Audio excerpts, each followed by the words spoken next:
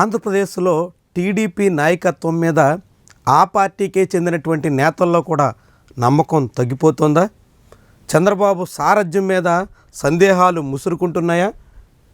తాజాగా ఆ పార్టీ రాష్ట్ర స్థాయి విస్తృత సమావేశానికి పెద్ద సంఖ్యలో నాయకులు డొమ్మా కొట్టినటువంటి తీరు మీద పెద్ద చర్చే నడుస్తుంది.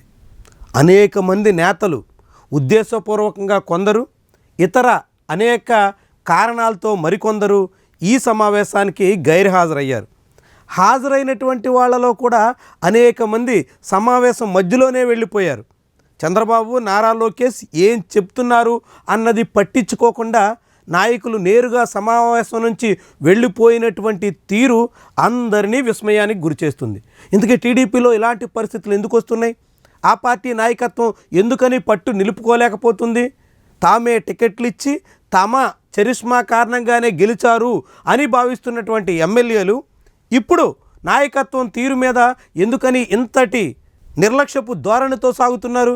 ఇలాంటి ప్రశ్నలే ఉత్పన్నమవుతున్నాయి. తాజాగా టీడీపీ విస్తృత సమావేశానికి డొమ్మా కొట్టేసినటువంటి వాళ్ళ జాబితాలో ఆళ్లగడ్డ ఎమ్మెల్యే భూమా అఖిలప్రియ, నందిగామ నుంచి గెలిచిన తంగిరాల సౌమ్య, పలాస నుంచి తొలిసారి అసెంబ్లీలో అడుగుపెట్టిన గౌతు శిరీష, మైలవరం ఎమ్మెల్యే వసంత కృష్ణప్రసాద్, హిందూపురం నుంచి హ్యాట్రిక్తో గెలిచిన నందమూరి బాలకృష్ణ, 4వ విజయం సాధించిన Vizag east MLA Velagapudi Ramakrishna Babu, senior నేత మాజీ ఎమ్మెల్యే ఆచంట నుంచి ప్రాతినిధ్యం వహిస్తున్న పితాని సత్యనారాయణ, సర్వేపల్లి నుంచి చాలా కాలం తర్వాత తొలిసారి అసెంబ్లీకి విజయం సాధించిన Somireddy Chandramohan Reddy, Venkatagiri MLA Turigondla Ramakrishna, Rajahmundry rural MLA Gorantla Butchaiah Chowdary, Guntakal నుంచి తెలుగుదేశం పార్టీ తరపున తొలిసారిగా గెలిచిన గుమ్మనూరి జయరాం,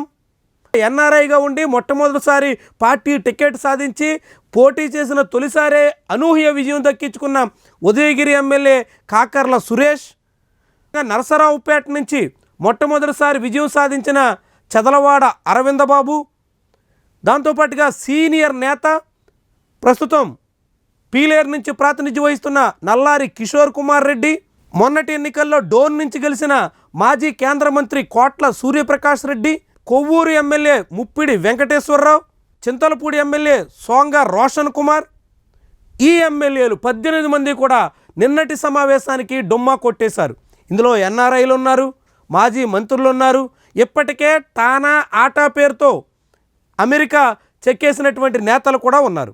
గౌతు శిరీష, తంగిరాల సౌమ్య, అరవిందబాబు ఇలాంటి చాలామంది నేతలు అమెరికాలో జరుగుతున్నటువంటి వివిధ తెలుగు సంఘాల సమావేశాలకి హాజరయ్యే నిమిత్తం వెళ్ళిపోయారు.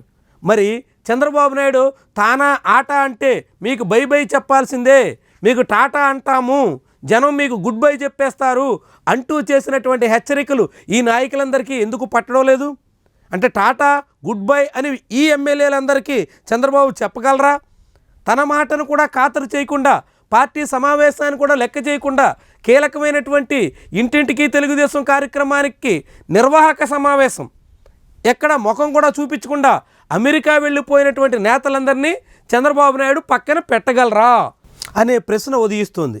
ఇక వీళ్లతో పాటుగా పార్టీకే చెందినటువంటి 3 ఎంపీలు కూడా విశాఖపట్నం నుంచి గెలిచిన భరత్, విజయనగరం నుంచి ప్రాతినిధ్యం వహిస్తున్న అప్పలనాయుడు, బాపట్ల ఎంపీ కృష్ణప్రసాద్, ఈ 3 కూడా నిన్నటి తెలుగుదేశం పార్టీ సమావేశానికి గైర్హాజరయ్యారు. అంటే వీళ్ళంతా చంద్రబాబు చెబుతున్నట్టుగా పార్టీ వ్యవహారాల్లో అధినేత మాటను ఖాతరు చేసేదానికి సిద్ధంగా లేరన్నట్టుగా స్పష్టమవుతోంది. మరి ఇప్పుడు నిజంగానే వీళ్ళు జనాల్లోకి వెళ్ళడానికి ముఖం చూపించలేక ఈ సమావేశానికి డొమ్మా కొట్టారా?